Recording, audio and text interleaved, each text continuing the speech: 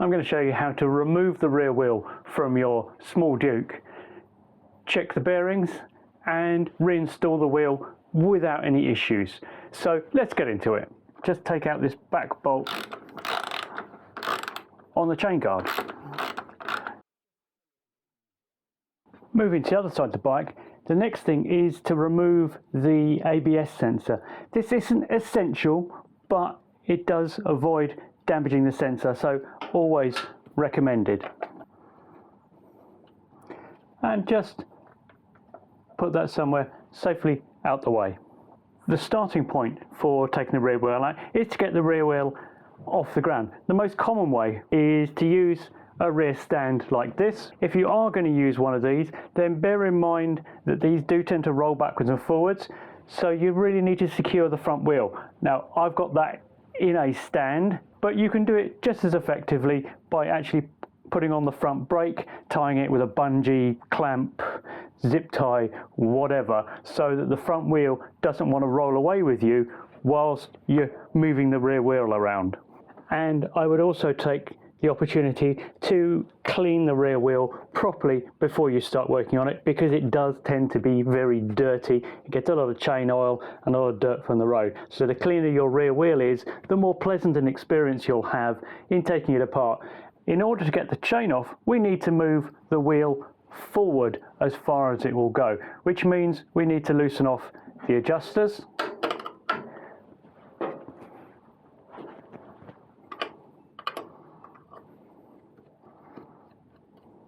and wind them all the way in. It does mean that we will need to reset the chain tension. Do this on both sides.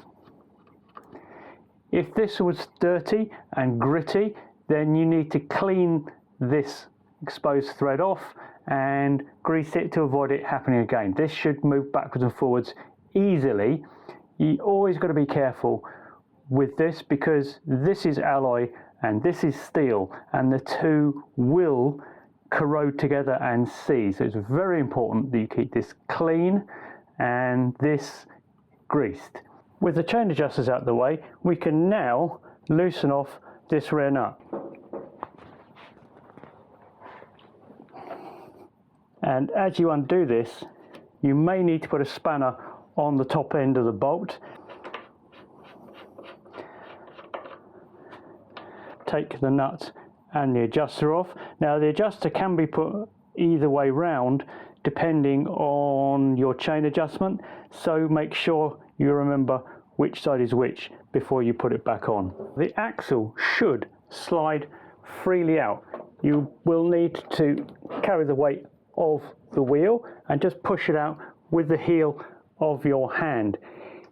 If this is stiff coming out, then it indicates you've got a problem, because it shouldn't be stiff. You should never ever need to hammer it. If you do hammer it, then you can use a plastic mallet or a block of wood with a hammer to protect the ends of the threads. So take the weight of the wheel, and you can use that to help you, and pull it out and put to one side. Push it forwards, and then you can pull the chain out. And this is where having the chain guard loose can help you. With the axle removed, it should just be a simple process to roll the wheel back and remove it.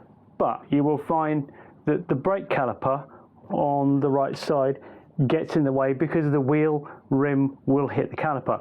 If we just lift this out of the way, we can then carefully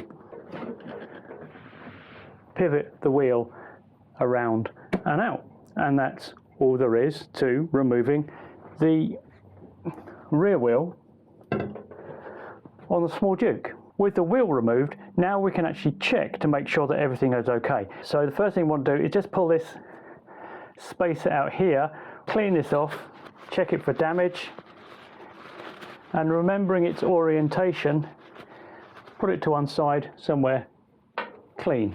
Here we have an oil seal. Give that a good cleaning out.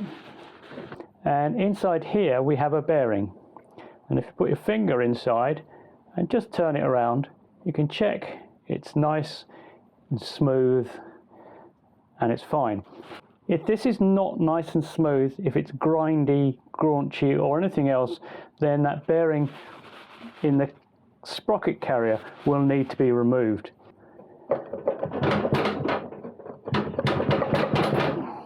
If we remove the sprocket carrier, there is a spacer inside here, but this is quite fixed, it's not going anywhere, so I'm going to leave that alone. These are your vibration dampers.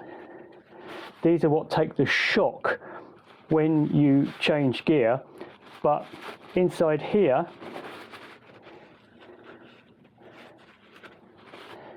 then you've got a wheel bearing. So again, we check this, make sure it feels nice and smooth. Inside there, if you put a little finger in, there is a tube which runs the whole width of the wheel. It can sometimes happen that that center tube gets dislodged a bit. So one of the things to check if you're having difficulty getting the axle back in is to take the wheel out and just check that that center tube is perfectly centered inside from both sides. So if we're happy that this bearing is okay,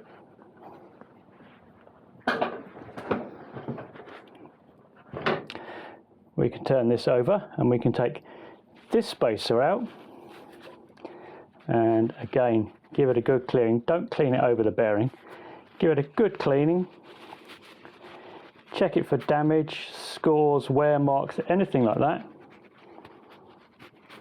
That's actually going to need a bit of a brush. And check for wear. You will get a little bit of wear and tear on this, but if it's starting to look scraped up, then replace it. Remember which way around it goes. In fact, it can only go one way in because it fits inside this seal. Have a good clean up in here and check this seal here. These plastic rubbery seals are to prevent the dirt getting inside the bearings, so make sure they're in good condition. If they're not in good condition, pull them out, replace them. They're very, very simple to replace and fairly easy. Check the bearing on this side, and again that the spacer tube in the center is perfectly positioned. We also need to check the axle itself, and you can see it, although this is plated, it does get a bit scarred up. That will allow corrosion to form, and when this gets damaged and corroded, that's when it won't go in and out. This should be a simple straight fit through there. When that doesn't happen, that's when people start hammering these in and out, and if it does get damaged, replace it, and you may end up having to replace all of the bearings and spacers within here.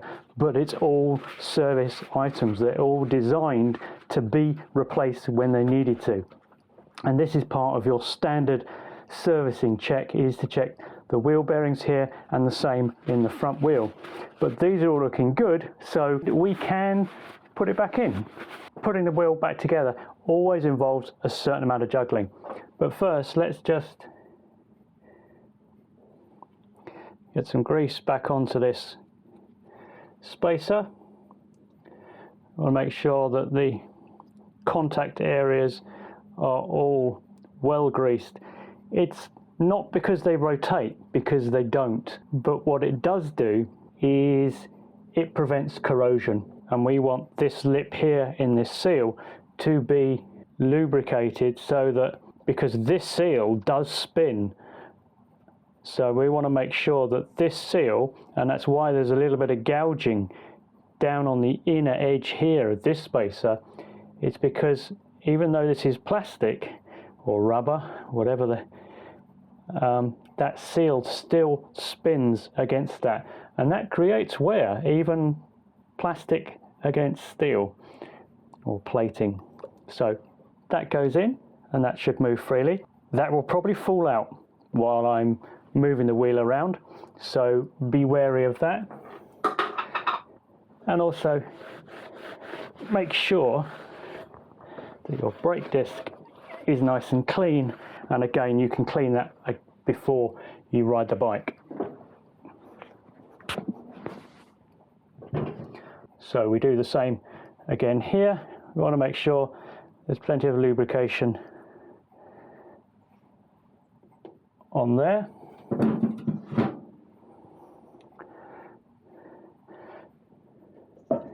These are a little bit stiff going back in, or not, but they can be quite stiff to go back in. Get some lubrication on here onto those plastic edges of the seal, and then we can just put it back in. We need to move this out the way and just negotiate the wheel past the caliper, and we are now in place and ready to put it in. When we lift the back wheel up, we need to make sure that the brake disc slides smoothly into the brake pads. But before we move on to that, we want to get plenty of lubrication onto this axle, because we saw here the plating is degrading, and this is a relatively new bike with low miles on it. So we want plenty of lubrication on here, and as I say, this is just to allow it to slide in and out easily and to stop it corroding. Don't forget the spacer that goes in here. It fits flush, so it's easy to forget it's not there. Make sure you've got it the right way around.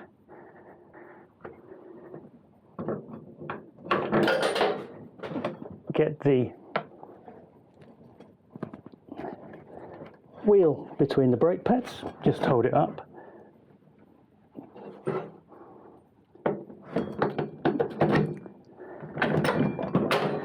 Just get it in.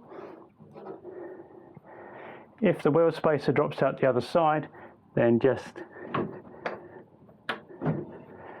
wiggle it back in, which you can do at this point. Take the weight of the wheel.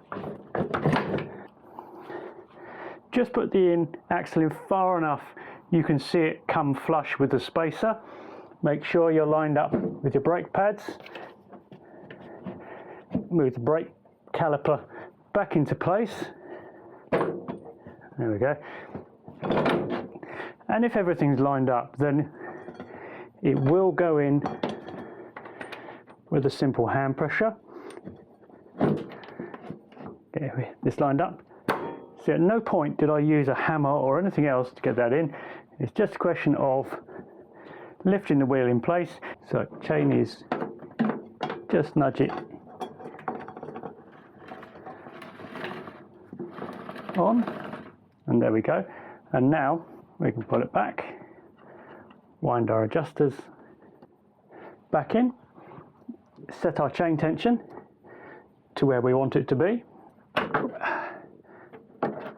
Our chain guard back in place, and with everything back in place, we can torque the rear axle up,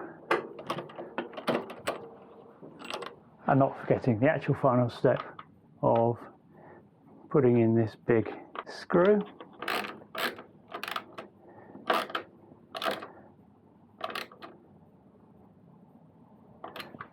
To hold that in place.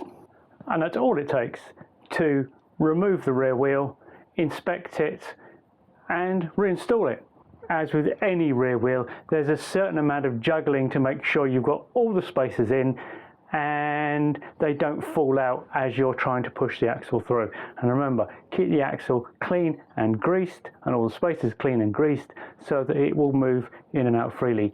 If you have to get to hammer to it, you've got a problem that you need to fix. So thanks for watching, and I'll see you again soon.